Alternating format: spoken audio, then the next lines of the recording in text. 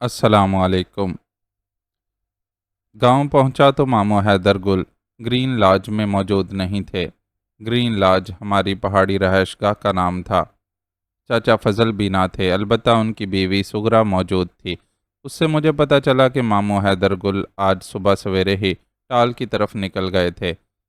मैं इस कदर भरा हुआ था कि मामू का इंतज़ार भी ना हो पा रहा था। जीप भी नहीं थी। फजल चाचा भी गायब थे। सुगरा अलबत्ता कदरे परेशान होकर बोली, बेटा खैरियत तो है ना? तुम अल्फाज उसके मुंह में ही रह गए और मैं होंठ सुकेड़ कर लॉज से निकल आया। हमारा लकड़ियों का टाल माल रोड के आखिरी सिरे पर वाक़ था। मैं लॉज से निकलकर बाहर सरसब्ज किता पर आकर ज़रा दूर शुमाल मगरिब में वाक़ गिलियात की तरफ जाने वाली सड़क को घूरने लगा, जिसके दोनों तरफ बुलंद व बाला सनोबर और चीड़ के दरख्त इस्तादा थे। वहाँ से शहर आने जाने वाली ट्रैफिक साफ दिखाई दे रही थी। मैं चंद सानिये पुरसोच खामोशी के साथ खड़ा रहा। फिर मैंने आगे कदम बढ़ा दिए। सड़क के किनारे पहुंचकर गिलियात की तरफ से आती हुई एक हाईएस को हाथ के इशारे से रोका और उसमें सवार हो गया। तकरीबन 20-25 मिनट बाद मैं माल रोड पर अपने मतलूबा स्टॉप पर पहुंचकर उतर गया। यहाँ से हमारा टाल ज़्यादा दूर ना था, थोड़ा ही पैदल रास्ता था। मैं तेज़ तेज़ कदम उठाता हुआ चल पड़ा। मामू हैदर गुल से आज दो टोक बात करने के जोश में मुझे इस बात का भी ख्याल ना रहा था कि मैं पहले ग्रीन लॉज से फ़ोन करके पूछ ही लेता कि आया वो वहाँ मौजूद भी थे या नहीं। ज़रा देर बाद मैं टाल के करीब पहुँच गया। सड़क की तरफ खुलने वाली दफ्तर टाइप कमरों के दो शीशेदार दरवाजे बंद थे। दीवार पर शटर भी नस्ब था। मैं एक दरवाजे को पुश करता हुआ अंदर दाखिल हो गया। कमरा खाली था, दूसरी तरफ का हिस्सा खुला पड़ा था। मैं वहां आ गया। अब मेरे सामने वसी और रीज़ अहाता फैला हुआ था। एक तरफ आरा मशीन का हाल नुमा कमरा था, बाकी सारा मैदान भांत भांत की लकड़ियों और भारी बरकम शहतीरों से अटा पड़ा था। मज़कूरा कमरे में खामोशी थी, वरना बिजली से चलने वाले वुड कटर की गुनगुनाती हुई आवाज़ तो हर वक्त ही गूंजती रहती थी। गर्ज मुझे यहाँ भी खामोशी और सन्नाटे का एहसास हुआ। कोई मुलाजिम मजदूर भी ना था, अलबत्ता एक खाली रॉकेट ट्रक अहाते के परे देव हैकल चौबी गेट के बाहर खड़ा नजर आ रहा था। जी सर जी आप। अचानक एक आवाज़ पर मैं चौंका। यह मुश्ताक सियाल था, हमारा मैनेजर, भारी भरकम और दरमियाने कद काठ का मालिक। वो 40 के पेटे में था और ख़ासा मुनकिसरुल मिजाज था। क्या बात है मैनेजर, काम बंद पड़ा है? मैंने पुरमतानत लहजे में पूछा। बस जी क्या बताऊं, मज़दूरों ने तनख्वाह बढ़ाने के लिए हड़ताल कर रखी है। जितना भी दो उनका पेट ही नहीं भरता। वो नागवारी से बोला। आइए आप अंदर तशरीफ़ लाएं। वो आखिर में मुअद्दबाना लहजे में बोला। मामू किधर हैं? मैंने अपनी जगह से हिले बगैर पूछा। साहब आने वाले हैं, आप आइए। गए कहाँ हैं? मैं बदस्तूर संजीदगी से बोला। वो जी आज़म खान के रईस खाने तक गए हैं। वो जवाबन बोला। आज़म खान? मैंने इस्तफ़हामिया अंदाज में यह नाम दोहराया। आप आज़म खान को नहीं जानते सर जी? उसके इस्तजाब पर मुझे याद आ गया, ये वही तो नहीं जिसे सरकारी माल खाने से करोड़ों रुपए की खुर्द बुर्द पर मुअत्तल कर दिया था। मेरी बात पर मैनेजर मुश्ताक सियाल के चेहरे पर एक लम्हे को अजीब सी मुस्कुराहट उभरी और फिर वो खिसियानी हंसी के साथ बोला। छोड़ें सर जी, बड़े लोगों की बड़ी बातें हैं। मुझे इस घिसे पिटे और बेमहल मकूले पर तलखी महसूस हुई, जिसका मैं इजहार किए बगैर न रह सका। मैनेजर, मुल्क व कौम की दौलत पर गासिबाना तरीके से हाथ साफ करने वालों को तुम बड़े लोग कहते हो। वो मेरे तंज की काट पर ज़रा बौखला सा गया। नहीं सर जी, मेरा ये मतलब नहीं था। ये तो बहुत पुरानी बात है। अब तो आज़म साहब पर यह केस भी झूठा साबित हो चुका है और वो दोबारा अपनी सीट पर। मुझे ये बताओ कि मामू की वहाँ से कब तक आमद मुतवक्के है? मैंने उसकी बात काट कर पुरमतानत लहजे में पूछा। मुझे उसका आज़म खान को साहब कहना भी बुरा लगा था। कुछ कह नहीं सकता जी मैं। जाहिर है वो बड़े आदमी से मिलने। अचानक उसे अपनी गलती का एहसास हुआ और वो चुप हो रहा। मैं उसे घूरने लगा। ठीक है, मामू से इसी वक्त मोबाइल पर राब्ता करो। जी सर, अभी करता हूँ। वो फ़ौरन बोला और जल्दी से अपनी जेब में हाथ डालकर मोबाइल निकाला। मामू के नंबर पंच करने लगा, फिर कान से लगा लिया। सर जी मेरा ख्याल है उन्होंने अपना मोबाइल ऑफ कर रखा है। मैंने तवील हमकारी खारिज की। फिर उससे पूछा, انہیں یہاں سے گئے کتنی دیر ہوئی ہے؟ میرا خیال ہے جی بس آپ کے آنے سے آدھا گھنٹہ پہلے ہی وہ نکل کر گئے ہیں۔ بتایا نہیں کہ کب تک واپسی ہوگی؟ میں نے کسی خیال کے تحت پوچھا۔ کہہ تو رہے تھے کہ گھنٹہ ڈیڑھ لگ ہی جائے گا، وہ گو سے لہجے میں بولا۔ سمجھ نہیں آتا آخر ماموں نے اپنا موبائل کیوں آف کر رکھا ہے؟ میں ہولے سے بڑبڑایا۔ بس جی بڑے آدمی سے ملنے گئے ہیں، ڈسٹرب ہونا نہیں چاہتے ہوں گے صاحب۔ وہ اپنی عادت سے مجبور لگتا تھا۔ میں نے اسے گھورا، وہ جلدی سے اپنی غلطی محسوس کر کے دوبارہ اپنی بات دہرانے لگا۔ میرا مطلب ہے جی چھوٹے آدمی سے ملنے گئے ہیں۔ ڈیڑھ بکواس بند کرو، میں جھلا کر بولا۔ تم پر اعظم خان جیسا چور اچکا کسی بھوت کی طرح سوار ہو گیا ہے۔ آخر تم کس وجہ سے اس کے لیے بڑا آدمی کی گردان لگائے ہوئے ہو؟ میرے گھرکنے پر وہ شرمندہ سا نظر آنے لگا تھا۔ وہ سیدھا ادھر ہی آئیں گے نا؟ میں نے اس کے جھکے ہوئے سر پر نظر ڈال کر پوچھا۔ جی سر جی، کمال ہے، یہاں مزدوروں نے ہڑتال کر رکھی ہے، کام بند پڑا ہے اور ماموں کو کوئی فکر ہی نہیں ہے۔ سمجھ نہیں آتا کہ آخر وہ اعظم خان کے پاس کیا کرنے گئے ہیں۔ میری سمجھ میں کچھ نہیں آیا تو خود کلامی کے انداز میں بڑبڑانے لگا۔ اچانک ٹال کے دیو ہیکل چوبی گیٹ سے ایک سنگل ڈور پہ جیرو اندر داخل ہوئی۔ اس کا رنگ سیاہ تھا۔ میں نے قدرے چونک کر جیپ کی طرف دیکھا۔ ڈرائیور کے برابر والی سیٹ پر ایک بیل جیسا فربہ اندام شخص سوار تھا۔ اس نے آنکھوں پر سیاہ چشمہ چڑھا رکھا تھا۔ جیپ کی ونڈ سکرین کے عقب میں اندر عقبی سیٹ پر مجھے 4 عدد مسلح سواروں کی جھلک دکھائی دے گئی۔ ارے ملک صاحب بھی تشریف لے آئے، بڑے آدمی ہیں جی۔ مینیجر کے منہ سے بے اختیار مجھے چڑھا دینے والا لفظ کسی تکیہ کلام کی طرح برآمد ہوا تھا۔ جیپ عین ہمارے قریب آ کر ایک جھٹکے سے رک گئی۔ گول مٹول سا مینیجر پکے ہوئے شلجم کی طرح لڑکتا ہوا جیپ پر جا گرا۔ مجھے اس کا یہ خوش آمدانہ رویہ ایک آنکھ نہیں بھایا تھا۔ وہ بیل جیسا ٹھوسے دار شخص نیچے اترا تو اس سے پہلے ہی اس کے اسلحہ بدست چاروں محافظ جلدی سے نیچے اتر چکے تھے۔ آئیے آئیے ملک صاحب، زہ نصیب، اندر تشریف لائیں۔ مینیجر مشتاق سے آل اس کے قدموں پر کسی کتے کی طرح لوٹتے ہوئے خوش آمدانہ انداز میں بولا۔ بیل جیسے خاکستری رنگت والے لہیم شہیم شخص نے چشمہ اتار کر بغور میرے چہرے کی طرف دیکھا اور پھر اس کی میری جانب گھورتی نظروں کا مطلب فوری بھانپتے ہوئے پاچھیں پھیلا کر اس سے بولا۔ ملک صاحب، یہ اپنے چھوٹے صاحب ہیں، نادر علی خان۔ اس نے ایک گمبھیر اور پراسرار ہمکاری خارج کی، پھر وہیں کھڑے کھڑے مینیجر سے کھڑکھڑاتی آواز میں بولا۔ کدھر گئے ہیں حیدر گل صاحب؟ وہ جی صاحب اعظم خان صاحب سے ملنے گئے ہیں، انہوں نے مجھ سے کہا تھا کہ آپ آئیں تو میں آپ کو بٹھا دوں۔ اچھا ٹھیک ہے، ملنا بھی ضروری ہے، انتظار کر ہی لیتے ہیں، وہ پر نخوت لہجے میں اطراف پر نظر ڈالتے ہوئے بولا اور پھر مینیجر کے ساتھ چلتا ہوا آفس کی طرف بڑھنے لگا۔ میں نے اس کرخت صورت شخص سے ملنے کی کوشش نہیں کی، مگر جب وہ میرے قریب سے گزرنے لگا تو عین میرے سامنے رک گیا۔ اس کے بعد میری طرف مسافے کے لیے ہاتھ بڑھاتے ہوئے بے تاثر لہجے میں بولا۔ تم حیدر گل کے بھانجے ہو نا؟ میں نے اس سے مصافحہ کیا اور محض اس بات میں سر ہلانے پر اکتفا کیا۔ اس نے اپنے کاندھوں پر رکھے بغیر گردن کے سر کو گینڈے کی طرح بمشکل موڑ کر اپنے چاروں مسلح محافظوں کی طرف دیکھا۔ انداز ایسا ہی تھا جیسے وہ اپنے چاروں خبیث صورت کارندوں سے کہہ رہا ہو، پہچان لیا اسے؟ میں نے دیکھا ان چاروں نے بیک وقت میرے چہرے پر اپنی پراسرار نظریں مرکوز کرتے ہوئے اس بات میں سر ہلا دیے۔ مجھے ان کا یہ پراسرار انداز جانے کیوں بہت ہی عجیب لگا تھا۔ پھر وہ آگے بڑھ گئے۔ مینیجر مشتاق ان کو لے کر ماموں حیدر گل کے شاہانہ آفس میں داخل ہو گیا تھا۔ میں خاموشی کے ساتھ چلتا ہوا ماموں کے کمرے میں جانے کے بجائے دوسرے کمرے میں آ کر ایک کرسی پر براجمان ہو گیا۔ یہ مینیجر کا کمرہ تھا۔ دونوں کمرے آپس میں متصل تھے۔ درمیان میں 6x4 کی چوکھٹ دار کھڑکی تھی۔ یہاں اس بیل جیسے شخص نے میری طرف دیکھ کر کہا، اوے کاکے اندر آ جا، ہم تو تیرے ماموں کے پرانے یار بیلی ہیں، آ جا شاباش۔ اس کا انداز بے تکلفانہ تھا مگر لہجے میں عجیب سا کھڑپن تھا۔ اس کی بات نہ ماننا غیر اخلاقی بھی ہوتا۔ چنانچہ میں تو نوکرہن اپنی جگہ سے اٹھا اور گھوم کر ماموں والے کمرے میں آ گیا۔ مینیجر نے مجھے ماموں کی بھاری بھرکم ریوالونگ چیئر پر بیٹھنے کو کہا۔ یوں بھی میں جب آتا ماموں کی غیر موجودگی میں اس چیئر پر بیٹھا کرتا تھا، اس لیے میں وہیں براجمان ہو گیا۔ کمال ہے، آپ ماموں کے اتنے پرانے دوست ہیں، لیکن میں آج پہلی بار آپ کو دیکھ رہا ہوں۔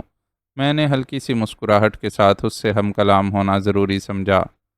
وہ جی، یہ اپنے ملک سردار خان صاحب ہیں، بڑے آدمی ہیں جی، ان کی ادھر ذرا کم ہی آوک جاوک ہوتی ہے نا۔ مینیجر نے فوراً اپنی باتچیں کانوں کی لوؤں تک پھیلا کر لقمہ دینا ضروری سمجھا، اور میں نے اس کی اس مداخلت بیجا پر اسے کھا جانے والی نظروں سے گھورا تو اس نے یکدم گھبرا کر اپنی گردن کو چوہے کی طرح شانوں میں دبکا لی، مگر باز وہ پھر بھی نہ آیا۔ منمنا کر ہولے سے بولا، بڑے آدمی ہیں جی۔ یہ مینیجر بڑا دلچسپ آدمی ہے۔ ملک سردار خان نامی وہ شخص غیر تاثرانہ مسکراہٹ سے میری طرف دیکھ کر بولا، بس ذرا بڑبولا ہے اور اس کی یہ عادت مجھے پسند ہے۔ یہ کہہ کر اس نے اپنے کرتے کی سائیڈ پاکٹ سے بینسن کا پیکٹ نکالا اور ایک سگریٹ پیکٹ سے ذرا ابھار کر میری طرف کیا۔ شکریہ، میں سگریٹ نہیں پیتا، میں نے معذرت خواہانہ مسکراہٹ سے کہا۔ اس نے خاموشی سے اپنے لیے سگریٹ نکال کر اپنے بدحیت سیاہ ہونٹوں میں دبایا اور بیش قیمت لائٹر سے اسے سلگھانے لگا، اور مینیجر سے بولا، کیا بات ہے مشتاق میاں، آج مزدوروں کی چہل پہل نظر نہیں آ رہی؟ وہ جی ملک صاحب، مزدوروں نے ہڑتال جو کر رکھی ہے۔ او اچھا، کر لینے دو یہ شوق بھی پورا، پیٹ کی آگ بڑھے گی تو خود ہی آٹے دال کا بھاؤ معلوم ہو جائے گا۔ کیوں جی نادر میاں، اس نے تضحیک آمیز انداز میں بے محل تبصرہ کیا اور آخر میں مجھ سے تائید چاہی، لیکن میں خاموش رہا۔ مگر یہ ہڑتالی ہیں کدھر؟ نظر تو نہیں آ رہے، نہ اندر نہ باہر۔ میری طرف سے جواب نہ پا کر اس نے دوبارہ مینیجر سے پوچھا، وہ لوگ جی اپنی بیوی بچوں کو لینے گئے ہیں، ان کے ساتھ ہی آ کر مجمع لگائیں گے۔ مینیجر نے برا سا منہ بنا کر جواب دیا۔ ابھی اس نے اتنا ہی کہا تھا کہ اچانک باہر سے بہت سے لوگوں کے چیخنے چلانے اور شور مچانے کی آوازیں ابھریں۔ دھواں دار نعروں اور شور شرابے نے مجھے بے اختیار ریوالونگ چیئر سے اٹھنے پر مجبور کر دیا، مگر ملک سردار سگریٹ کا ایک گہرا کش لے کر مجھے ہاتھ کے اشارے سے بیٹھے رہنے کو کہتے ہوئے بولا، بیٹھے رہو کاکے، انہیں اہمیت دو گے تو یہ اور منہ کو آئیں گے۔ ان لوگوں کا کام ہی مالکان کو بلیک میل کرنا ہوتا ہے۔ اس کے لہجے میں ان معصوم اور غریب محنت کشوں کے لیے تضحیک آمیز حقارت کو محسوس کر کے میں نے چبھتی ہوئی نظروں سے اس کی طرف دیکھ کر کہا، ملک سردار علی خان، سب سے پہلی بات تو یہ کہ میں کاکا نہیں ہوں، میرا نام نادر علی خان ہے۔ دوسرا یہ کہ اس اسٹال کا مالک میں خود ہوں اور یہاں کے مزدوروں کے مسائل سے واقف ہونا میرا اولین فرض ہے، لہٰذا آپ یہاں آرام سے بیٹھ کر اپنے دوست حیدر گل کا انتظار کریں اور بس۔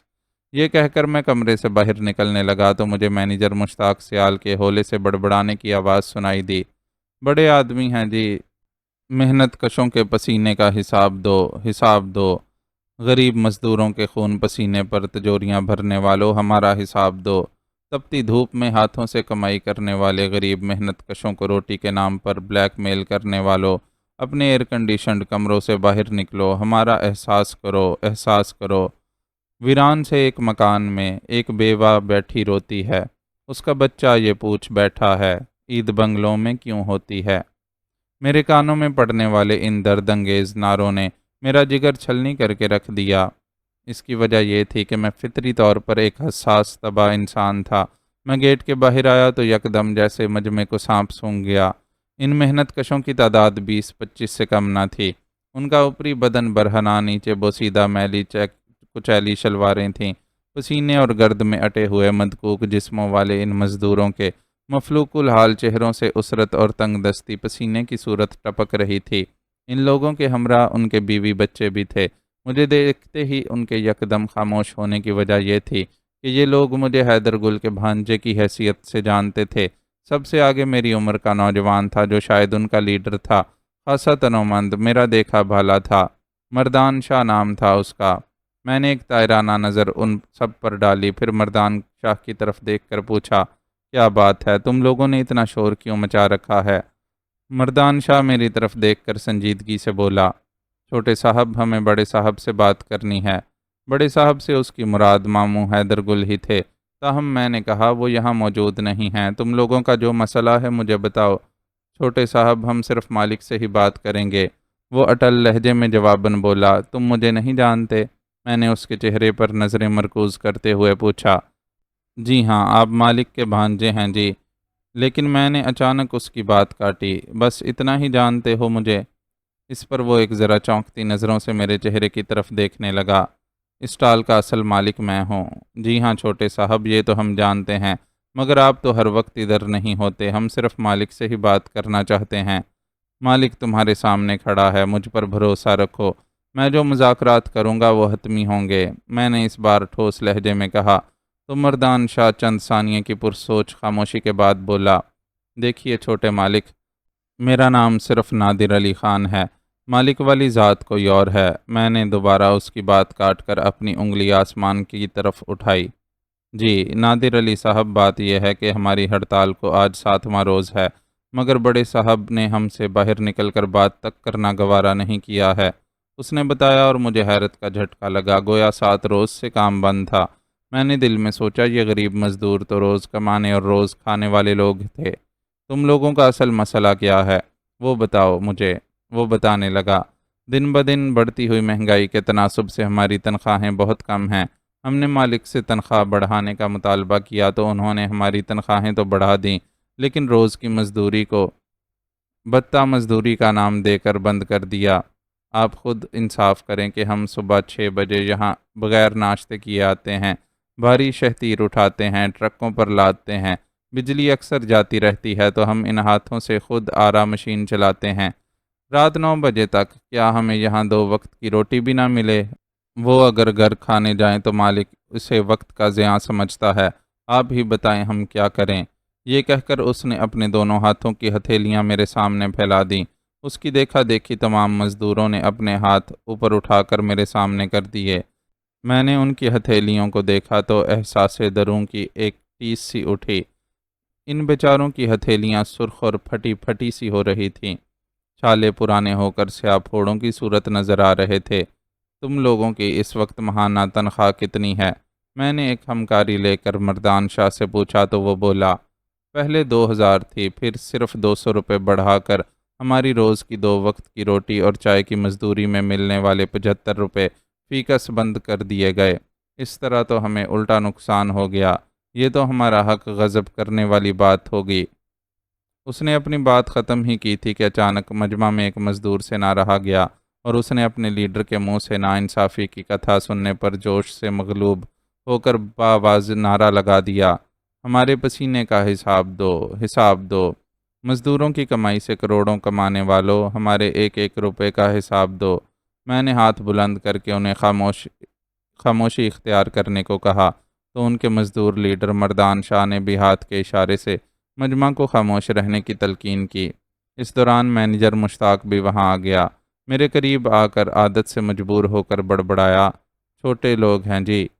میں نے گردن موڑ کر کھا جانے والی نظروں سے اسے گھورا۔ وہ جلدی سے گھبرا کر بولا، میرا مطلب ہے سب بڑے لوگ ہیں جی۔ پھر میری بدستور اپنی جانب گھورتی ہوئی نظروں کی تاب نہ لاتے ہوئے میری مرضی کے مطابق جملہ بنانے کی ناکام کوشش کرتے ہوئے منمنا کر دوبارہ بولا، نکمے ہیں جی۔ اس کی پھر بھی تسلی نہیں ہوئی تو اس بار مسمسی سی صورت بنا کر باریک آواز میں بولا، ابھی جمے ہیں جی۔ مینیجر، میں زور سے دھاڑا، تمہاری دماغی حالت درست نہیں، تم اندر جاؤ۔ وہ ایسی صورت بنا کر واپس جانے کے لیے پلٹنے لگا جیسے اسے قبض کی شکایت ہو گئی ہو۔ مجھے اس کی اس حالت پر ہنسی تو آئی مگر یہ موقع نہ تھا۔ میں نے ایک طائرانہ نظر دوبارہ مجمع پر ڈالی، پھر مردان شاہ کی طرف دیکھ کر بولا، اب مجھے یہ بتاؤ کہ ماموں حیدر گل پر تم لوگوں کے مطالبے کا کیا اثر ہوا ہے؟ وہ تو جی ہم سے بات کرنا ہی گوارا نہیں کر رہے ہیں۔ وہ تلخی سے بولا، ہم 6 روز تک ادھر ہی بھوکے پیاسے دھرنا مارے گرمی اور دھوپ میں بیٹھے رہتے ہیں، آج مجبور ہو کر اپنے بیوی بچوں کو ساتھ لے آئے ہیں۔ مالک ہم سے یہی کہتا ہے کہ پہلے کام شروع کرو، مذاکرات بعد میں ہوں گے۔ یہ تو ہم غریبوں کو ٹالنے والی بات ہوئی نا جی۔ میں اس کی بات پر کچھ سوچنے پر مجبور ہو گیا۔ بات واضح تھی، اگر مردان کے کہنے کے مطابق واقعی ماموں حیدر گل نے ان کے ساتھ ناانصافی کی تھی اور تنخواہ کے محض 200 روپے بڑھا کر ان کی روز کی روٹی کے جو ان کا بہرحال حق تھا 75 روپے دینا بند کر دیے تھے، تو اس طرح ماموں نے ان کا حق مارا تھا۔ میں نے دل ہی دل میں حساب لگایا، مجھے ٹال سے ہونے والی مہان آمدنی کا اندازہ تھا جو 1,80,000 سے 2,10,000 کے درمیان تھی۔ خرچ، اخراجات اور مزدوروں کی تنخواہ کی مد میں کٹ کٹا کر کے یہ آمدنی 1,60,000 کے قریب بنتی تھی۔ یہ سارا حساب کتاب کرتے ہی میں مردان شاہ سے ذرا بلند آواز میں بولا تاکہ دیگر لوگ بھی میرے فیصلے سے آگاہ ہو جائیں۔ ٹھیک ہے، تم لوگ اپنے بیوی بچوں کو گھر چھوڑاؤ اور آج سے کام شروع کرو۔ میں تم لوگوں کے روز کے نہ صرف 75 روپے بحال کرتا ہوں بلکہ اسے بڑھا کر پورے 100 روپے کرتا ہوں اور تنخواہ میں بھی مزید 300 روپے کا اضافہ کرتا ہوں۔ اس طرح وہ 2,500 روپے ہو جائے گی۔ کیا میرا یہ فیصلہ قبول ہے؟ میرے فیصلے پر جیسے ان لوگوں کے بدحال چہروں پر زندگی کی رونق دوڑ گئی اور انہوں نے خوشی کے نعرے بلند کر دیے، چھوٹے مالک زندہ باد، چھوٹے مالک زندہ باد۔ مردان شاہ نے اپنے دونوں ہاتھ بلند کر کے مجمع کو خاموش کروایا۔ میں نے دیکھا کہ اس کے چہرے پر اب بھی عدم اطمینان کی سی کیفیت تھی۔ صاحب جی، ہم آپ کے شکر گزار ہیں کہ آپ نے ہمارے دکھوں اور ہماری پریشانیوں کا احساس کیا، لیکن کیا یہ فیصلہ بڑے مالک قبول کریں گے؟ مجھے اس کی بے اطمینانی کی وجہ معلوم ہو گئی، لہٰذا میں ہلکی سی مسکراہٹ کے ساتھ اظہار تشفی ان سے بولا، اس ٹال کا اصل مالک میں ہوں اور میرے ماموں کو میری بات ماننا پڑے گی۔ تم لوگ بے فکر ہو کر آج سے کام شروع کر دو۔ یہ کہہ کر میں واپس آفس کی طرف لوٹ گیا۔ وہ لوگ خوشی سے میرے حق میں نعرے بلند کرتے ہوئے لوٹ گئے۔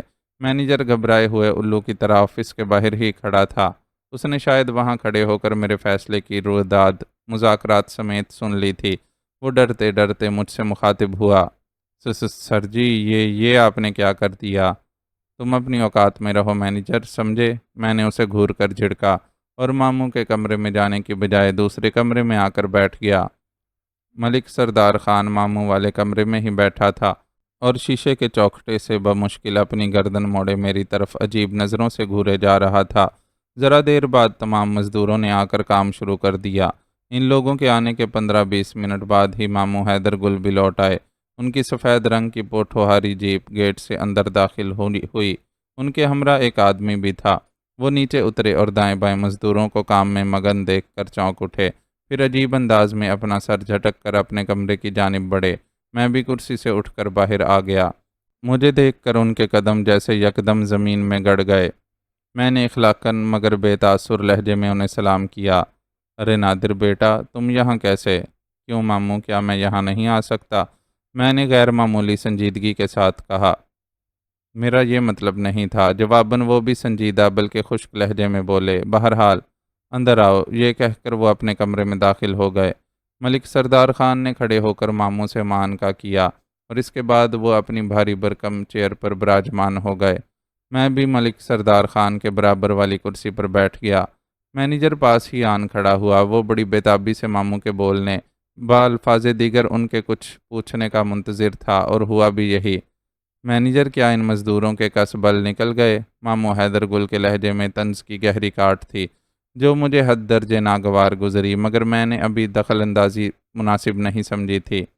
وہ جی، کس بل تو ہمارے نکل گئے۔ وہ جیسے پھٹ پڑا، کام کی بات کرو۔ ماموں نے چبھتے ہوئے لہجے میں اس سے کہا، سر جی، آپ کے بھانجے صاحب نادر میاں نے مزدوروں کے سارے مطالبات مان لیے ہیں۔ ان کی بھتہ مزدوری کے علاوہ ماہانہ تنخواہیں بھی بڑھا دی ہیں۔ اس کے لہجے میں میرے لیے شکایت تھی۔ ہیں؟ یہ کیا؟ ماموں یکدم جیسے بدک گئے اور میری طرف دیکھ کر مستفسر ہوئے۔ یہ مینیجر کیا کہہ رہا ہے نادر بیٹے؟ کیا تم نے؟ یہ ٹھیک کہہ رہا ہے ماموں، میں نے مستحکم لہجے میں ماموں کی طرف دیکھ کر کہا۔ نادر بیٹے، یہ تم نے کیا بے وقوفی کر ڈالی؟ تمہیں معلوم ہے کہ ان لوگوں کے دماغ خراب ہو جائیں گے اور آئے روز اسی طرح بلیک میل کر کے اپنے مطالبے منواتے رہیں گے۔ میرے بولنے سے پہلے ہی مینیجر بول پڑا، سر جی، میں نے تو سمجھانے کی کوشش کی تھی نادر میاں کو کہ اس طرح یہ ہر روز ہمارے منہ کو آنے لگیں گے۔ آخر چھوٹے لوگ جو ہوئے وہ اپنے تکیہ کلام کے ذریعے دل کی بڑھاس نکالنے پر تلا بیٹھا تھا۔ تم اپنی چونچ ذرا دیر کے لیے بند رکھو، ماموں حیدر گل نے اسے ٹوکتے ہوئے کہا، پھر میری طرف دیکھ کر بولے، تم نے میری بات کا جواب نہیں دیا۔ جواب تو آج تک مجھے بھی میری باتوں کا نہیں ملا ہے ماموں۔ نہ چاہتے ہوئے بھی میں نے اپنے کاٹدار لہجے میں درینہ تپش سموتے ہوئے ماموں سے کہا، یہ آج تم کس لہجے میں مجھ سے بات کر رہے ہو؟ ماموں نے قدرے سخت لہجے میں مجھ سے کہا تو میں ان سے مروب ہوئے بغیر ملک سردار خان کی طرف اشارہ کرتے ہوئے بولا، ماموں پہلے آپ ان سے فارغ ہو لیں پھر بات ہوگی۔ میری بات پر ماموں نے ایک نظر ملک سردار خان کی طرف دیکھا، پھر بغور میرے چہرے کے تاثرات کا جائزہ لیتے ہوئے سرد لہجے میں بولا، تمہاری طبیعت ٹھیک نہیں لگتی نادر، گھر جاؤ وہیں تم سے بات ہوگی۔ نہیں ماموں، مجھے آپ سے ضروری باتیں کرنی ہیں، میں اسی لیے پنڈی سے صبح سویرے ہی گاؤں چلا آیا ہوں، مگر آپ گھر سے جا چکے تھے۔ یہاں آ کر میں گھنٹے بھر سے آپ کا انتظار کر رہا ہوں۔ میں نے بھی چبھتے ہوئے لہجے میں کہا، ٹھیک ہے، اسی لیے تو کہہ رہا ہوں تم گھر جاؤ۔ میں ماموں آپ پہلے ملک صاحب کو فارغ کر دیں۔ میں نے ان کی بات کاٹی تو ان کے چہرے پر ناگواری کے تاثرات ظاہر ہونے لگے۔ پھر ان کے کچھ بولنے سے پہلے ہی ملک سردار خان نے اپنی جگہ سے اٹھتے ہوئے ماموں سے کہا، حیدر میں چلتا ہوں، تم کسی وقت آ کر مجھ سے مل لینا۔ یہ کہہ کر وہ ماموں کا جواب سنے بغیر باہر نکلتا چلا گیا۔ نادر، یہ کیا بدتمیزی ہے؟ تمہیں چھوٹے بڑے کا بھی خیال نہیں رہا ہے؟ شہر کی پڑھائی نے تمہارا اتنا ہی دماغ خراب کر دیا ہے؟ وہ درشتی سے بولے۔ ماموں، شہر کی پڑھائی نے اب میرا دماغ درست کیا ہے، میں نے بھی ترکی بترکی کہا۔ مجھے معلوم ہو چکا ہے کہ آپ نے آج تک مجھے میرے سوالوں کے جواب سے کیوں محروم کر رکھا تھا۔ اس لیے نہ کہ آپ کی لاڈلی بہن کا مکروہ جرم مجھ سے پوشیدہ رہے۔ میرے لہجے میں نفرت کی زہریلی کڑواہٹ اتر آئی اور ماموں کا منہ پہلے تو حیرت سے کھلے کا کھلے رہ گیا، پھر دوسرے ہی لمحے وہ حلق کے بل گرج کر بولے، نادر۔ آہستہ بولے ماموں، کہیں ہمارے خاندان کی یہ لرزہ خیز کتھا کوٹھوں تک نہ جا پہنچے۔ میں بدستور تلخی سے بولا۔ ماموں کے چہرے پر غصے کا ارتعاش لرزاں تھا۔ پھر وہ اپنے ہونٹ بھینچ کر اپنی جگہ سے اٹھ کھڑے ہوئے اور میرے قریب آ کر میرا بازو پکڑا۔ آؤ میرے ساتھ، گھر چل کر تم سے بات کرتا ہوں۔ میں نے ایک جھٹکے سے اپنا بازو چھڑایا اور ان کے ساتھ گھر چلنے کے لیے اٹھ کھڑا ہوا۔ ہاں بولو، کیا کہنا چاہتے ہو تم مجھ سے؟ گرین لاج پہنچنے کے بعد ماموں حیدر گل میرے چہرے پر نظریں مرکوز کر کے بولے، ماموں، میرے باپ کو تمہاری بہن نے کیوں قتل کیا تھا؟ میرا خیال تھا کہ میرے اس سنسنی خیز انکشاف پر انہیں حیرت و پریشانی کا زبردست جھٹکا لگے گا، لیکن ان کے چہرے پر ہلکی سی چونکنے کی علامت بھی ظاہر نہیں ہوئی۔ البتہ میرے منہ سے ماں کی بجائے ان کی بہن کے الفاظ پر ماموں نے مجھ سے کہا، وہ میری بہن ہی نہیں تمہاری ماں بھی ہے۔ کیا تم اتنے ہی بے حس ہو چکے ہو کہ اپنی مظلوم ماں کو ماں بھی نہیں کہہ سکتے؟ مظلوم ہوں؟ میرے ہونٹوں پر زہریلی مسکراہٹ اود کر آئی۔ ماموں، مظلوم میرا باپ قادر خان تھا، جسے اس نادر۔ ماموں پھٹ پڑے اور مارے تیش کے مجھے تھپڑ مارنے کے لیے انہوں نے ہاتھ اٹھا دیا، مگر وہ اٹھے کا اٹھا رہ گیا۔ میرے اندر بھی غم و غصے کی ایک شدید لہر اٹھی تھی۔ ماموں، کیا میرا سچ اتنا ہی کڑوا ہے کہ آج آپ کا ہاتھ بھی مجھ پر اٹھنے لگا؟ لیکن آپ کس کے منہ پر یہ تھپڑ ماریں گے؟ کیا آپ نہیں جانتے کہ سچ کو جتنا دبایا جاتا ہے وہ اتنا ہی شدت سے ابھرتا ہے؟ میں فرتے جوش سے پھٹ پڑا۔ مجھے آج معلوم ہوا ہے کہ آپ نے بچپن سے لے کر اب تک مجھے میرے سوالوں کے جواب سے کیوں محروم رکھا۔ میں پوچھتا ہوں ماموں کہ تمہاری بہن نے میرے باپ قادر خان کا خون کیوں کیا تھا؟ نادر، تم اس وقت میری نظروں سے دور ہو جاؤ، ایسا نہ ہو میرا ہاتھ واقعی اٹھ جائے، ماموں نے سرخ چہرے کے ساتھ مجھ سے کہا۔ ان کا لہجہ غصے کی شدت کے باعث لرزنے لگا تھا۔ میں نے ایک گہری ہمکاری بھری اور چند لمحے ماموں کے چہرے کو تکتا رہا، اگرچہ مجھے پہلے ہی اس بات کا پورا یقین تھا کہ ماموں میرے اس سوال کا جواب کبھی نہیں دے پائیں گے، کیونکہ آج تک یہی ہوتا چلا آیا تھا۔ وہ مجھے ٹالتے چلے آئے تھے، مگر میں نے بھی تہیہ کر لیا تھا کہ اب اس خونی راز سے پردہ اٹھا کر رہوں گا، کیونکہ اب معاملہ میرے باپ کے قتل کا تھا، اور قاتل بھی کون؟ یعنی میری اپنی ماں۔ ماموں، مجھے گاڑی کی چابی دو۔ چند ثانیوں کی اعصاب شکن خاموشی کے بعد میں نے جیپ کی چابی مانگی۔ ماموں نے خاموشی کے ساتھ چابیاں مجھے تھما دیں۔ میں جانے لگا تو عقب سے ان کی بھبکتی ہوئی آواز ٹکرائی، کہاں جا رہے ہو؟ میں ایک پل کے لیے رکا اور گردن موڑ کر عقب میں ماموں کی طرف دیکھتے ہوئے بولا، اپنے سوال کا جواب لینے۔ یہ کہہ کر میں تیزی سے نکل گیا۔ میں جیپ میں آ کر بیٹھا اور اسے سٹارٹ کر کے ایک جھٹکے سے آگے بڑھا دیا۔ صنوبر اور چیڑ کے لمبے لمبے پیڑوں سے گری بل کھاتی سڑک پر میں جیپ خطرناک رفتار کے ساتھ دوڑائے چلا جا رہا تھا۔ میرے دونوں ہاتھ مضبوطی سے اسٹیئرنگ پر جمے ہوئے تھے۔ نظر ونڈ سکرین کے پار چکنی سڑک پر مرکوز تھی اور دل و دماغ میں زناٹے دار ہواؤں کی شائیں شائیں ہو رہی تھی۔ میرے اس سوال پر کہ میری ماں نے میرے باپ کا خون کیا تھا، ماموں حیدر گل کا جواب دینے کی بجائے آپے سے باہر ہونا میرے اس شبہے کو یقینی بنا رہا تھا کہ شاہ میر اور نظر حیات نے مجھ سے جو کچھ کہا تھا وہ غلط نہ تھا۔ چنانچہ اب مجھے اس بات کا پورا یقین ہو چکا تھا کہ ماموں حیدر گل بھی میرے سوالوں کا تسلی بخش جواب نہیں دے سکتے۔ یقیناً وہ یہ ہرگز نہیں چاہتے ہوں گے کہ میری ماں یعنی اپنی بہن کے اس بھیانک اور ناقابل معافی جرم کا میرے سامنے اقرار کریں۔ یہی وجہ تھی کہ اب میں جیل جا کر خود اپنی ماں سے ان سوالوں کا جواب لینا چاہتا تھا۔ نصف گھنٹے کی ڈرائیونگ کے بعد میں نے جیل کی عمارت کے سامنے جیپ روکی اور اندر داخل ہو گیا۔ یہاں لیڈیز عملہ بھی نظر آتا تھا۔ یہ ایک چھوٹی سطح کی وومن جیل تھی جس کے ساتھ جیوینائل کرائم کی جیل بھی منسلک تھی۔ جیل سپرنٹینڈنٹ اظہر اقبال مجھے ماموں حیدر گل کے بانجے اور قیدی عورت کے بیٹے کی حیثیت سے جانتا تھا۔ اس نے فوراً میری ماں سے ملاقات کا بندوبست کروا دیا۔ دو پولیس والے مجھے ایک تنگ و تاریک اور سیلن زدہ سی بیرک کے سلاخ دار دروازے کے سامنے چھوڑ کر چلے گئے۔ سامنے وہ عورت کھڑی تھی جو میری ماں تھی۔ وہ اب تک 19 سال کی سزا کاٹ چکی تھی۔ اس کی عمر 40 کے پیٹے میں تھی۔ میری محدود معلومات کے مطابق اسے 21 سال کی عمر میں جیل ہوئی تھی، اور اس چہار دیواری کے اندر اس عورت نے مجھے ننگے فرش پر ایڑیاں رگڑ رگڑ کر جنم دیا تھا۔ میں کئی سال بعد اس سے ملنے آیا تھا۔ اس وقت وہ ایک بھرپور جوان عورت تھی، اگرچہ اب بھی اس کی صحت میں کچھ خاص فرق نہیں نظر آتا تھا، تاہم عمر رفتہ کے روز و شب جیل جیسی گھٹن اور پرمصائب فضا میں بتانے کے بعد اس کے سرخ و سفید چہرے کی پہلے والی رونق مان سی پڑنے لگی تھی۔ بالوں میں کہیں کہیں چاندی کے تار بھی جھلکنے لگے تھے، لیکن اس کی بڑی بڑی کشادہ آنکھوں میں آج بھی وہی ایک عجیب سی خوناک چمک محسوس کر رہا تھا جو میں اپنے بچپن سے دیکھتا آیا تھا۔ اس کی مجھ پر نگاہ پڑی اور پھر جیسے اس کا پژمردہ چہرہ کھل اٹھا، ممتا بھرے جذبات کی ایک مخصوص سرخی اس کے چہرے پر امڈ آئی اور وہ بے اختیار سلاخوں کے قریب آ گئی۔ نادر، میرے بچے، میرے جگر کے ٹکڑے، تو آ گیا۔ یہ کہتے ہوئے اس نے سلاخوں کے پیچھے سے اپنا ایک کپ کپاتا ہاتھ میرے سر پر پھیرنے کے لیے باہر نکالا، تو میں ایک نفرت انگیز نگاہ اس کے چہرے پر ڈال کر ذرا پیچھے ہٹ کر کھڑا ہو گیا۔ ماں کے چہرے پر ایک تاریکی اترتی چلی گئی۔ وہ ہکا بکا سی رہ گئی، آنکھوں میں درد کی رمق سی ابھر آئی۔ میں نے اسے غور سے دیکھا، پھر دانت کچکچا کر لفظوں کو چبا چبا کر اس سے مخاطب ہوا۔ جس طرح میں تیرے جگر کا ٹکڑا تھا ماں، اسی طرح میں اپنے باپ کا درخان کا بھی لخت جگر تھا۔ پھر تو نے اسے قتل کر کے مجھے باپ کے سائے سے کیوں محروم کر دیا؟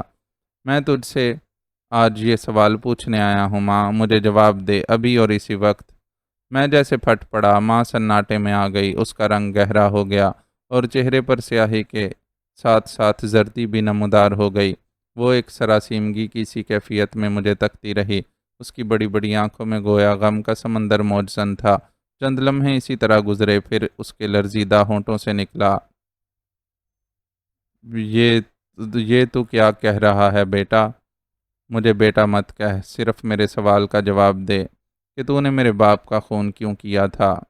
میں نے انتہائی سرد مہری سے اس کے دھواں دھواں ہوتے چہرے کو گھور کر کہا، مگر وہ میرے سوال کا جواب دینے کی بجائے ایک ٹک مجھے دیکھنے لگی۔ اس کے چہرے اور آنکھوں سے صاف عیاں تھا کہ شدید تذبذب کا شکار ہے، مگر اس کے ہونٹ لرز رہے تھے جیسے انکہے سے الفاظ اس کے لرزیدہ لبوں سے دم توڑ رہے ہوں۔ تب پھر اس نے اپنی آنکھیں موند کر ایک گہری سانس لی اور یاس زدہ لہجے میں بولی، میں تمہارے اس سوال کا جواب ابھی نہیں دے سکتی۔ کیوں؟ کیا میرے سامنے اپنے بھیانک جرم کا اقرار کرنے کی ہمت نہیں ہو رہی؟ میرے لہجے میں طنز کی بڑی زہریلی کاٹ تھی۔ ماں، تو نے اور ماموں حیدر گل نے کیا سمجھ رکھا تھا کہ کیا مجھے کبھی اس کرہ حقیقت کا پتہ نہیں چل سکتا؟ نادر، ماں غضبناک آواز میں چلا اٹھی۔ کیوں ماں، میرا سچ اتنا ہی کڑوا لگا تمہیں؟ میں نے دوبارہ کاٹ دار لہجے میں کہا، تم میری نظروں سے دور ہو جاؤ، جاؤ چلے جاؤ یہاں سے۔ وہ چلائی اور میرے اندر اس کے خلاف ایک نفرت انگیز لہر ابھری، لہٰذا میں اسی لہجے میں بولا، تمہارے پاس اور کہنے کے لیے رہا بھی کیا ہے؟ مگر یاد رکھنا ماں، میں اچھی طرح جانتا ہوں کہ تم اور ماموں حیدر گل میرے سوالوں کے جواب دینے سے کیوں کترا رہے ہو، لیکن مجھے بہت جلد اصل حقیقت کا علم ہونے والا ہے۔ میں یہ کہہ کر غصے سے پاؤں پٹک کر ماں کو حیران و پریشان چھوڑے وہاں سے چلا آیا۔ میں واپس گرین لاج میں آیا۔ ماموں اندر موجود تھے۔ وہ شاید گاڑی کے انتظار میں ابھی وہیں تھے۔ انہوں نے مجھ سے جیپ کی چابیاں لی۔ میں نے انہیں چابیاں تھماتے ہوئے سنجیدگی سے کہا، ماموں ایک بات کا خیال رکھیے گا، میں نے ٹال کے مزدوروں کے لیے جو فیصلہ کیا ہے وہ اسی طرح برقرار رہنا چاہیے۔ وہ میری طرف دیکھ کر سرد مہری سے بولے، ٹال کے معاملات میں خود بہتر طریقے سے حل کرنا جانتا ہوں، تم صرف اور صرف اپنی پڑھائی پر توجہ دو۔ یہ کہہ کر وہ جانے لگے تو میں نے انہیں پکارتے ہوئے کہا، ماموں۔ میرے پکارنے پر وہ رکے مگر میری طرف گردن موڑے بغیر خاموشی سے کھڑے میرے بولنے کے منتظر رہے۔ میری پڑھائی جاری ہے، آپ اس کی فکر نہ کریں، لیکن جہاں تک ٹال کے معاملات کا تعلق ہے انہیں حل کرنے کا مجھے بھی حق پہنچتا ہے، میں نے کہا اور اپنی بات کو آگے بڑھاتے ہوئے مزید بولا، اور میں نے مزدوروں کے حق میں جو فیصلہ کیا ہے وہ کاروبار کے مفاد میں جاتا ہے، اس لیے ہمارے درمیان مزید کسی قسم کی ناچاکی اور بدمزگی سے پہلے میں آپ کو متنبہ کرتا ہوں کہ میرے فیصلے کو حتمی سمجھا جائے۔ میری دو ٹوک بات پر ماموں حیدر گل میری طرف گھومے، پھر چند قدم چلتے ہوئے میرے قریب آئے، چند ثانیے میری آنکھوں میں جھانکنے کی صحیح کرتے رہے، پھر پرسوچ انداز میں سر کو دھیرے دھیرے جنبش دیتے ہوئے بولے، ٹھیک ہے۔ ان کے جانے کے بعد میں اسی دن واپس پنڈی روانہ ہو گیا۔ میرے اور نگینا کے درمیان جذباتی تعلق خاطر پنپنے کے بعد سے کبیر نے میرے روم سے اپنا مختصر سا بوریا بستر سمیٹ لیا تھا۔ اس نے اب اپنے کسی اور دوست کے روم میں شراکتی رہائش اختیار کر لی تھی۔ مجھے بہرحال اس پر مطلق اعتراض نہ تھا۔ میں جب کالج کیمپس پہنچا تو شام کے سائے جھک آئے تھے۔ میں تھکا تھکا سا اپنے بیڈ پر دراز ہو گیا۔ میں نے اب ماں اور ماموں حیدر گل سے مایوس ہو کر یہ تہیہ کر لیا تھا کہ اپنے ماضی کے بارے میں نگینا کے پاپا شاہ میر صاحب سے مکمل تفصیل جاننے کی کوشش کروں گا۔ ماں اور ماموں حیدر گل کی پراسرار خاموشی انہیں میری نظروں میں مجرم بنا رہی تھی، اگرچہ مجھے اس بات کا تو پورا یقین ہو چکا تھا کہ میری ماں ہی نے میرے باپ کا قتل کیا تھا، اور وہ اپنے اسی بھیانک جرم کی سزا اب عمر قید کی صورت جیل میں بھگت رہی تھی، مگر میں اب یہ جاننا چاہتا تھا کہ آخر میری ماں نے میرے باپ کا خون کیوں کیا تھا؟ وہ کیا عوامل تھے کہ جس نے میری ماں کو اپنے ہی شوہر کے قتل پر اکسایا تھا؟ یہ وہ اہم سوال تھے جو میرے اندر اب لاوے کی طرح کھولنے لگے تھے۔ میں بہرحال ماموں حیدر گل اور ماں سے یہ کرہ حقیقت اگلوانے میں ناکام رہا تھا، مگر میری یہ ناکامی اس بات کا واضح اور ٹھوس ثبوت تھی کہ میرے باپ قادر خان کے قتل میں میری ماں کے ساتھ میرا ماموں حیدر گل بھی ضرور برابر کا شریک رہا ہوگا۔ لیکن اس کے ساتھ ساتھ مجھے نگینا کے پاپا شاہ میر اور ان کے دوست انکل نظر حیات کے حوالے سے بھی ایک کرید سی لگ گئی تھی کہ آخر ان دونوں نے کبیر احمد کے ورگلانے پر یہ کیسے سمجھ لیا تھا کہ ان لوگوں پر گمنام قاتلانہ حملے کروانے میں ماموں حیدر گل اور میں ہی ملوث تھا۔ اگرچہ میری طرف سے ان کے دل اور ذہن صاف ہو چکے تھے، مگر میرے لیے سوچنے کی بات یہ تھی کہ آخر کس حوالے سے شاہ میر اور نظر حیات نے یہ سمجھا تھا کہ یہ گمنام دشمنی ہمارے سوا ان کے ساتھ اور کوئی نہیں کر سکتا۔ دوسرے ان کی باتوں سے ہی یہ بھی صاف ظاہر ہوتا تھا کہ وہ لوگ میری ماں کے ماضی سے بخوبی واقف تھے، لیکن کیوں ان کا میری ماں کے ماضی سے ایسا کون سا پراسرار سا تعلق تھا؟ چنانچہ اب مجھے نگینا کے پاپا اور انکل نظر حیات سے ہی اصل حقیقت کا پتہ چل سکتا تھا، اور اب وہی اس پراسرار راز سے پردہ اٹھا سکتے تھے۔ میں نے یونیورسٹی کیمپس پہنچتے ہی نگینا سے موبائل پر رابطہ کر کے اسے بتا دیا کہ میں ماموں حیدر گل سے اس بار بھی حقیقت اگلوانے میں ناکام رہا ہوں، حتیٰ کہ میں پہلی بار خود جیل جا کر ماں سے بھی ملا ہوں، مگر اس کی پراسرار خاموشی کو بھی میں نہیں توڑ سکا ہوں۔ اس کا مطلب ہے اب ہمیں ہی اس حقیقت سے پردہ اٹھانا پڑے گا۔ میری بات سننے کے بعد نگینا پرخیال لہجے میں بولی، ہاں نگینا، یہ میری زندگی کا ایک اہم ترین مسئلہ ہے۔ پلیز نگینا، اب تم لوگ ہی میری مدد کر سکتے ہو، میں نے ملتجیانہ لہجے میں کہا۔ نادر، تمہاری جذباتی طبیعت کو دیکھ کر مجھے جانے کیوں خوف آتا ہے کہ کہیں… وہ کچھ کہتے کہتے رک گئی، مگر میں اس کی ادھوری بات کا مطلب فوری سمجھتے ہوئے بولا، تم بے فکر رہو، میں بہت مضبوط اعصاب کا مالک ہوں، لیکن جب تک اس راز سے پردہ نہیں اٹھے گا میں بے چین ضرور رہوں گا۔ کیا یہ اچھا نہیں کہ حقیقت بتا کر چاہے وہ کتنی ہی کرہ اور کڑوی کیوں نہ ہو، مجھے ایک ڈگر پر تو لا کھڑا کر سکتی ہے؟ ہاں، میں پہلے پاپا سے بات کرتی ہوں، پھر تمہیں فون کر کے اپنے ہاں بلا لوں گی۔ اس نے ایک گہری سانس لے کر کہا، پھر بولی، اور ہاں تم ذرا کبیر احمد سے محتاط رہنا اور اس کے منہ لگنے کی کوشش ہرگز مت کرنا۔ میں اس کی تنبیہ پر قدرے چونکا۔ کیوں؟ کیا اس نے تم سے میرے بارے میں کچھ کہا تھا؟ وہ چند ثانیے پرسوچ خاموشی کے بعد بولی، ہاں، وہ مجھ سے ملا تھا اور زبردستی اپنی محبت جتانے کی کوشش کر رہا تھا، مگر میرے صاف جواب دینے پر وہ آگ بگولا ہو گیا تھا۔ اس نے آنکھیں نکالتے ہوئے مجھے دھمکی دی تھی کہ میں نادر کو بھی دیکھ لوں گا۔ اس کی بات پر میری کنپٹیاں سلگ اٹھیں، مارے تیش کے میرا رواں رواں کانپنے لگا۔ پلیز نادر، میری بات یاد رکھنا، تم اس سے بھیڑنے کی کوشش نہیں کرو گے۔ میں تم سے یہ بات چھپانا چاہتی تھی، لیکن تمہارے اصرار پر میں نے تمہیں بتا دی ہے۔ وہ میری گمبھیر خاموشی سے میرے جذبات کا اندازہ کرتے ہوئے محبت آمیز فکر مندی سے بولی۔ میں نے اپنے ابال پر قابو پایا اور اپنے لہجے کو متحمل رکھنے کی کوشش کرتے ہوئے ازراہ تشفی نگینہ سے بولا، تم فکر مت کرو، میں اپنی طرف سے اس حاسد کو موقع نہیں دوں گا۔ اس کے بعد میں نے موبائل آف کر دیا۔ اگلے روز میں یونیورسٹی پہنچا تو وہاں میں نے اپنے کلاس فیلوز کے درمیان کچھ عجیب سا ماحول محسوس کیا۔ میرے کلاس فیلوز مجھے عجیب عجیب نظروں سے دیکھ رہے تھے۔ مجھ سے رہا نہ گیا اور میں نے اکرم نامی اپنے ایک کلاس میٹ سے دوستانہ مسکراہٹ کے ساتھ پوچھا، ارے بھائی کیا بات ہے، تم لوگ مجھے ایسے گھور رہے ہو جیسے پہلے کبھی دیکھا ہی نہ ہو۔ میرے استفسار پر اکرم بولا، نادر، کیا کبیر احمد کی یہ بات درست ہے کہ تمہاری ماں جیل میں ہے اور اپنے شوہر کے قتل کی سزا بھگت رہی ہے اور تم نے بھی جیل میں ہی جنم لیا تھا؟ میں اس کی بات سن کر سکتے میں آ گیا اور پتہ نہیں کب تک اسی حالت میں رہا۔ جب سکتہ ٹوٹا تو اکرم جا چکا تھا۔ اب میری کیفیت بدل گئی۔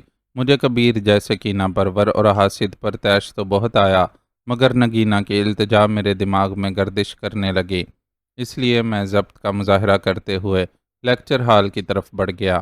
میرا موڈ خراب ہو چکا تھا۔ لیکچر میں میرا ذرا دل نہ لگا۔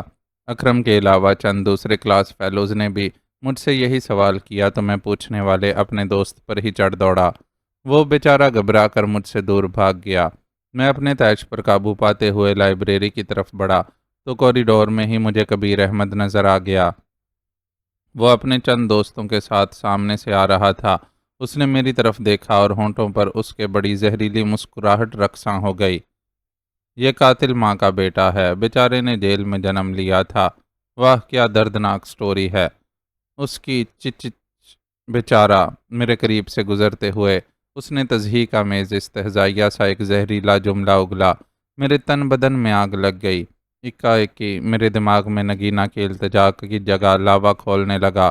میں طوفانی بگولے کی طرح پلٹا اور کبیر کو عقب سے کالر کے ذریعے پکڑ لیا۔ کیا بکواس کر رہے ہو تم؟ اب میرے سامنے بولو۔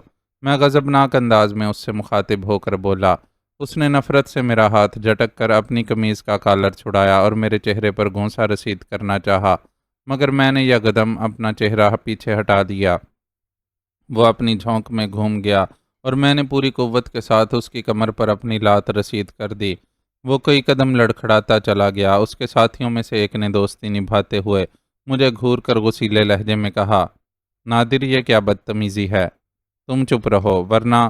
میں نے اسے جلتی سلگتی نظروں سے گھور کر کہا اور تہدیدی انداز میں دانستہ اپنا جملہ ادھورا چھوڑ دیا۔ اس دوران کبیر احمد نے پلٹ کر دانت پیستے ہوئے مجھ پر چھلانگ لگا دی اور میں بھی اسی وقت اس پر جھپٹ پڑا۔ ہم دونوں بیک وقت ایک دوسرے سے ٹکرائے۔ ہم دونوں کے قد و قامت میں 19-20 کا ہی فرق تھا۔ میں کسرتی جسم کا تنومند پہاڑی نوجوان تھا، جبکہ وہ قدرے فربہی مائل تھا۔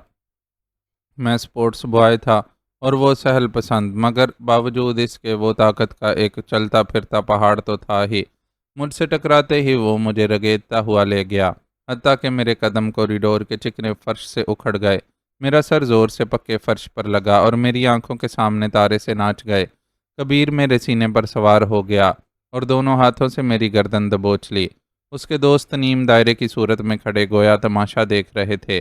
کبیر احمد کا چہرہ مارے غصے کے کرہ سا ہو رہا تھا، مگر میری رگوں میں اس سے کہیں زیادہ وحشیانہ کھولن اتری ہوئی تھی۔ میں نے خرخراتی آواز کے ساتھ فرش پر پڑے پڑے پوری قوت کے ساتھ لوٹ لگائی اور کبیر احمد کو اپنے سینے سے نیچے گرانے میں کامیاب ہو گیا۔ گرتے گرتے اس نے زور سے اپنے گھٹنے کی زوردار ضرب میرے پیٹ میں رسید کر دی۔ اذیت کی ایک دردناک لہر میری رگے جاں تک اترتی چلی گئی، مگر آتش جنوں خیزی کے سامنے یہ تکلیف میرے لیے کوئی معنی نہیں رکھتی تھی۔ میں نے لیٹے ہی لیٹے اس کی ناک پر گھونسا جڑ دیا۔ اس کی ناک سے بل بل خون جاری ہو گیا۔ میرے ایک ہی طاقتور گھونسے نے اس کے ہاتھ پاؤں ٹھنڈے کر کے رکھ دیے، اور میں اس کے بے سود وجود کو حقارت سے ٹھوکر مار کر اٹھ کھڑا ہوا۔ اس کے دوستوں میں سے کسی کو میرے آگے آنے کی جرت نہ ہو سکی تھی، البتہ وہاں دیگر لڑکوں کا ہجوم ضرور اکٹھا ہو گیا۔ اس اثنا میں کبیر احمد اپنی خود آلود ناک کو سہلاتا ہوا کھڑا ہونے کی کوشش کرنے لگا، اور پھر اس سے پہلے کہ ہم دونوں پھر ایک دوسرے سے جا بھیڑتے، دوسرے لڑکوں نے بیچ بچاؤ کرا لیا۔ کبیر احمد خون آلود چہرے سے مجھے گھورتے ہوئے نفرت انگیز لہجے میں بولا، میں تمہیں یونیورسٹی سے نکلوا کر رہوں گا، دیکھنا تم۔ یہ دھمکی دینے کے بعد وہ ہانپتا کانپتا اپنے چند دوستوں کے ساتھ اسی حالت میں وائس چانسلر صاحب کے کمرے کی طرف بڑھتا چلا گیا، جبکہ میں اپنے ہاسٹل کی طرف روانہ ہو گیا۔ اپنے روم میں پہنچا ہی تھا کہ وی سی کے دفتر سے بلاوا آ گیا۔ ناچار میں دوبارہ یونیورسٹی پہنچا اور سیدھا وائس چانسلر کے کمرے میں جا گھسا۔ وہ مجھے کڑی نظروں سے گھورتے ہوئے بولے، نادر، تم کب سے یہ بدماشی کرنے لگے ہو؟ مجھے اگر یونیورسٹی کی بدنامی کا ڈر نہ ہوتا تو میں تمہیں پولیس کے حوالے کر دیتا۔ وہ غصے سے بری طرح کھول رہے تھے۔ میں نے اپنی صفائی میں کچھ کہنا چاہا تو وہ دھاڑ کر بولے، اسی وقت کبیر احمد سے معافی مانگو، اور اب اپنے گارڈین کے بغیر یونیورسٹی مت آنا۔ سر، آپ نے مجھے صفائی کا موقع دیے بغیر کس طرح یک طرفہ فیصلہ کر لیا؟ مجھے بھی غصہ آ گیا تھا۔ وہ مجھے سخت نظروں سے گھورتے ہوئے بولے، تم میرا حکم نہیں مانو گے؟ ان کے خار کھائے لہجے میں چھپی تہدید کو محسوس کرنے کے باوجود میں نے نہایت سنجیدگی سے انہیں مخاطب کر کے کہا، آئی ایم سوری سر، میں آپ کا یہ حکم نہیں مان سکتا، البتہ میں اپنے گارڈین کو لے آؤں گا۔ انہوں نے مجھے گھورتے ہوئے اندر ہی اندر ایک گہری ہمکاری بھری، شاید تمہیں اب اپنے سرپرست کو بلانے کی ضرورت نہ پڑے۔ وہ دانت بینچ کر بولے، ناؤ گیٹ لاسٹ۔ اوکے، وی سی کے اس یک طرفہ فیصلے پر مجھے طیش آ گیا۔ سر، میں پھر بھی یہی درخواست کروں گا کہ آپ I say get out and be of.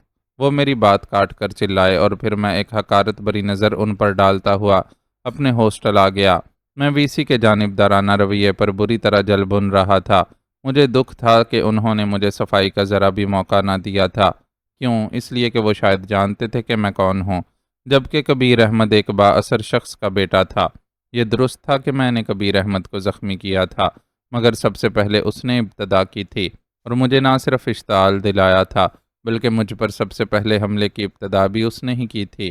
اب یہ کبیر احمد کی مکاری تھی کہ وہ اس وقت اپنا خون آلود چہرہ لیے وی سی کے کمرے میں پہنچا تھا، اور یوں وہ مظلوم کہلایا تھا۔ میں اپنے کیریئر سے اب مایوس سا ہونے لگا تھا۔ وائس چانسلر کے ارادے مجھے ٹھیک نظر نہیں آ رہے تھے۔ میرے چند قریبی خیر خواہ دوستوں نے مجھے اس ڈر سے یہی مشورہ دیا کہ میں نہ صرف وی سی صاحب سے معافی مانگ لوں بلکہ کبیر احمد سے بھی سوری کہہ دوں، ورنہ یہ نہ صرف میرا نام یونیورسٹی سے خارج کر دیا جائے گا بلکہ بیڈ کریکٹر سرٹیفکیٹ بھی میرے ہاتھ میں تھما دیا جائے گا۔ نگینہ تک جب یہ بات پہنچی تو اسے بہت دکھ ہوا اور وہ پریشان بھی ہو گئی۔ پھر اس نے اندر ہی اندر نہ جانے کس طرح کبیر احمد کے والد نظر حیات سے یہ معاملہ رفع دفع کروا دیا، اور یوں مجھے شوکاز نوٹس دے کر آئندہ کے لیے سختی سے وارن کر دیا گیا، گویا میرے رقیب کبیر احمد کو میرے خلاف فرضہ سرائی کی کھلی چھوٹ دے دی گئی۔ نادر، تم نے میری نصیحت بلا دی نا؟ نگینہ نے اس روز مجھ سے شکوہ کیا تھا۔ میں جواباً تلخ لہجے میں بولا، میں کیا کرتا نگی؟ کبیر احمد نے مجھے ہاتھ اٹھانے پر مجبور کر دیا تھا۔ تم اگنور کر دیتے، یہی سمجھ کر کہ اس میں سارا قصور تمہارے تلخ ماضی کا ہی ہے۔ اس نے مثبت انداز فکری کا منطقی فلسفہ مجھے سمجھانے کی کوشش کی۔ مگر نگی، اس میں میرا کیا قصور ہے؟ اگر میری ماں ایک قاتلہ ہے اور اس نے مجھے جیل کی تنگ و تاریک کوٹھڑی میں ایڑیاں رگڑ رگڑ کر جنم دیا تھا، تو میری پیشانی پر یہ کلنک زبردستی کیوں تھوپا جا رہا ہے؟ میرے کرب انگیز لہجے پر نگینہ کے لہجے پر بھی گہرے دکھ کی پرچھائیاں پھیل گئیں۔ نادر، تم ایک باحوصلہ نوجوان ہو، ابھی سے ہمت ہار بیٹھو گے تو آگے تم حالات کا کس طرح مقابلہ کرو گے؟ اس نے مجھے دوسرے انداز سے سمجھانے کی کوشش کی اور مزید پرزور لہجے میں بولی، تم ایک سپورٹس مین ہو، ایک اچھے کھلاڑی، تمہارے اندر بھرپور اسپرٹ ہونا چاہیے، اور پھر میں بھی تو تمہیں ایک باہمت اور باحوصلہ انسان کے روپ میں دیکھنا چاہتی ہوں۔ کیا تم مجھے مایوس کرو گے نادر؟ میں نے ایک نظر نگینہ کے چہرے کی طرف دیکھا، اس کی گفتگو مجھے ایک عجیب طرح کا حوصلہ بخش رہی تھی۔ نگینہ، میں تمہیں مایوس نہیں کروں گا، میں نے بلا توقف فوراً جواب دیا، لیکن نگی، میرا اپنے تلخ ماضی سے فرار بھی ممکن نہیں۔ وہ کوڑے کی طرح کبھی میری پیٹھ پر اور کبھی سینے پر پڑتا ہے، مگر میں بھی حوصلے سے اس کی ضربیں سہے جا رہا ہوں۔ شاباش نادر، میں تمہیں ایسا ہی دیکھنا چاہتی تھی، نگینہ یکدم کھل کر بولی۔ حالات کا سوچ سمجھ کر مقابلہ کرو، جذباتیت اور جوش سے کام بگڑتے ہیں۔ کبیر احمد جیسے سازشی نے تمہاری اس طبیعت سے فائدہ اٹھانے کی کوشش کی اور تمہارا نام یونیورسٹی سے خارج کروانا چاہا، مگر شکر ہے کہ ایز یو نو انکل نظر حیات میرے پاپا کے پرانے دوست ہیں، معاملہ رفع دفع ہو گیا۔ انکل نظر حیات تو مجھ سے ضرور ناراض ہوئے ہوں گے، میں نے اس کی طرف دیکھ کر پوچھا۔ نہیں، میری ساری تفصیل بتانے پر الٹا انہوں نے اپنے بیٹے کو ہی سرزنش کی تھی۔ وہ جواباً بولی، اس کا مطلب ہے کہ انکل حیات فراخ دل انسان ہیں۔ میں متاثر کن لہجے میں بولا، ورنہ میں تو یہی سمجھا تھا کہ وہ بھی مجھ سے ناراض ہو جائیں گے۔ ہاں، انہیں احساس ہو گیا تھا کہ قصور ان کے بیٹے کبیر احمد کا ہی ہے۔ نگینہ، اچانک میں نے اس کی طرف دیکھ کر کہا۔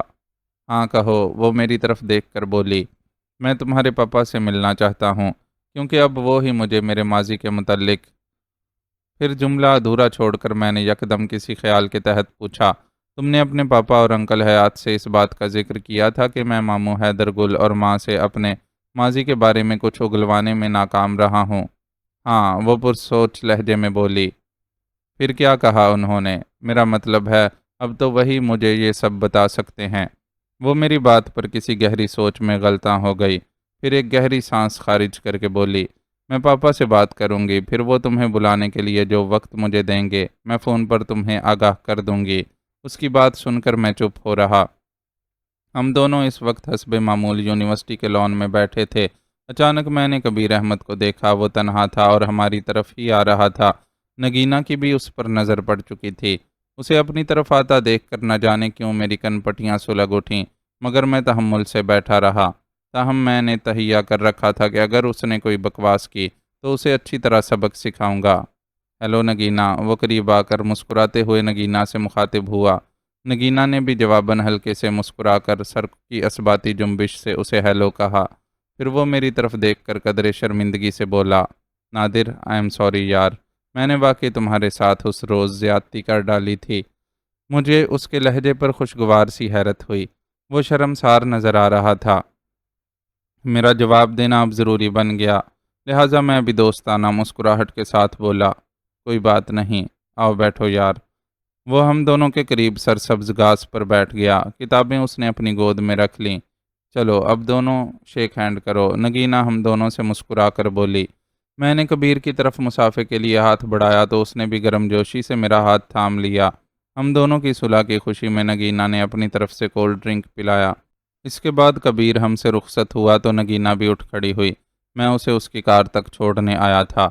میں یونیورسٹی آورز سے فارغ ہونے کے بعد اپنے ہاسٹل آیا، میس میں لنچ کیا، پھر اپنے روم میں آ گیا۔ کبیر احمد کے رویے نے مجھے متاثر کیا تھا۔ اس نے اپنی غلطی کا اعتراف کر کے میرا دل صاف کر دیا تھا۔ میرے دل میں اب اس کے لیے کوئی ناراضگی نہ تھی، تاہم میں یہ سوچ رہا تھا کہ کیا اس نے نگینہ کی خاطر مجھے سوری کیا تھا، یا پھر اسے از خود اپنی غلطی کا احساس ہوا تھا۔ اچانک دروازے پر دستک ہوئی۔ دروازہ انٹرلاک تھا۔ میں نے آگے بڑھ کر دروازہ کھولا تو ذرا سا چونک پڑا۔ میرے سامنے کبیر احمد کھڑا تھا۔ اس کے چہرے پر گھبراہٹ اور پریشانی کے آثار دیکھ کر میرا دل نہ جانے کیوں کسی انجانے خدشے سے دھڑکا۔ خیریت تو ہے؟ اتنے پریشان کیوں ہو؟ آؤ اندر، میں نے اس کی طرف دیکھ کر قدرے تفکر سے پوچھا اور اسے اندر آنے کا راستہ دیا۔ وہ اندر داخل ہوتے ہوئے لرزتی ہوئی آواز میں بولا، نادر، نگینہ کو کڈنیپ کر لیا گیا ہے۔ اس نے جیسے دھماکہ کیا اور میں ایک لمحے کے لیے اپنی جگہ پر سن ہو کر رہ گیا۔ یہ کہ کیسے ہوا؟ کب ہوا؟ بالآخر میں نے اپنے حواس پر بمشکل قابو پاتے ہوئے اس سے پوچھا۔ وہ جب تم سے ملنے کے بعد واپس اپنے گھر لوٹ رہی تھی میرا خیال ہے اس وقت یہ واقعہ ہوا ہے۔ اس نے جواب دیا، لیکن تمہیں کیسے پتہ چلا کہ اسے اغوا کیا گیا ہے؟ ہو سکتا ہے وہ اپنی کسی سہیلی، اس کے زخمی باڈی گارڈ نے بتایا تھا۔ وہ میری بات کاٹ کر بولا اور بغور میرے چہرے کا جائزہ لینے لگا۔ میں اس وقت بری طرح پریشان تھا، ورنہ کبیر احمد کے چہرے کے عجیب تاثرات مجھ سے چھپے نہ رہ سکتے تھے۔ کیا بتایا باڈی گارڈ نے؟ میں نے جلدی سے پوچھا۔ یہی کہ چند مسلح نقاب پوش ایک ہائی روف میں سوار تھے، انہوں نے ان کی کار پر فائرنگ کر ڈالی۔ وہ صراحت سے بتانے لگا اور میرا دل سینے میں بے تحاشا دھڑ دھڑ کرنے لگا۔ ایک باڈی گارڈ تو موقع پر ہی جاں بحق ہو گیا، جبکہ دوسرا زخمی ہوا ہے۔ نامعلوم حملہ آوروں نے ان کی کار کا ٹائر بھی برسٹ کر ڈالا تھا۔ پھر وہ نگینہ کو زبردستی اپنی ہائی روف میں بٹھا کر آنن فانن رفو چکر ہو گئے۔ اوہ، یہ تو بہت برا ہوا، بہت ہی برا ہوا۔ میں دانت بینچ کر اپنے ہاتھ کی ہتھیلی پہ مکہ مارتے ہوئے غصے اور پریشانی سے بڑبڑایا۔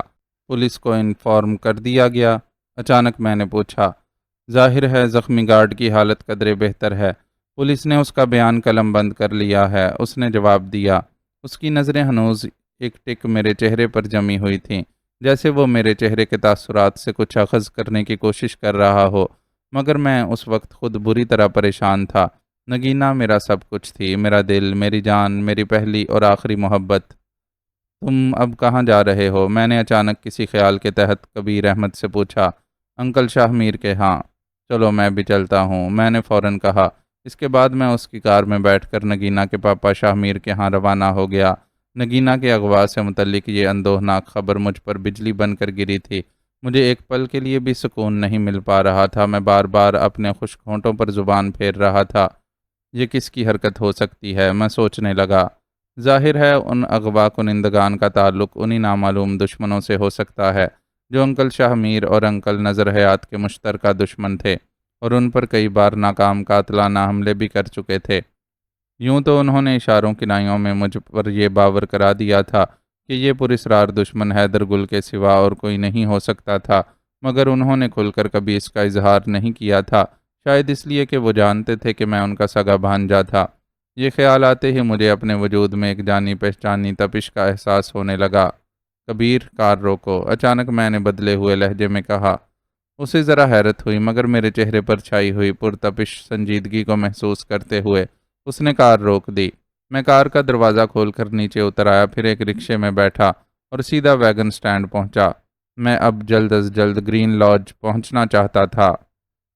معزز ناظرین و سامعین، لائک، کمنٹس اور شیئر ضرور کریں، شکریہ۔